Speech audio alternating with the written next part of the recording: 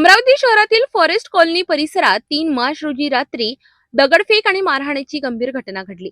फिर्यादी पंकज नाना पाटील यांच्या पुतण्याने जेवण केल्यानंतर घरासमोरील काशीराम पार्क परिसरात फेरफटका मारण्यासाठी गेल्यावर काही युवक गोंधळ घालत असल्याचे दिसले। यावेळी वाद वाढून जाऊन प्रिन्स राऊत, क्रिश राऊत आणि त्याच्या साथीदारांनी यश या तरुणाला शिवीगाळ करत मारहाण करण्यास सुरुवात केली। आरडाओरड ऐकून कुटुंबातील सदस्य घटनास्थळी पोहोचले असता आरोपींनी अचानक दगडफेक सुरू केली। घाबरून कुटुंबीय घरात गेले असताना आरोपींनी काठ्या आणि दगड घेऊन घरावर हल्ला केला। या हल्ल्यात पंकज पाटील आणि त्यांच्या नातेवाईकांना दुखापत झाली। या प्रकरणी फ्रेझरपुरा पोलीस स्टेशनमध्ये गुन्हा दाखल करण्यात आला।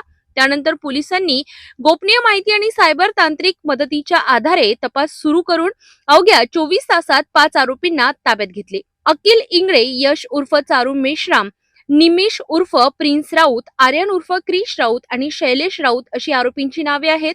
सखोल चौकशीत आरोपींनी गुन्ह्याची कबुली दिली असून या प्रकरणाचा पुढील तपास सुरू आहे।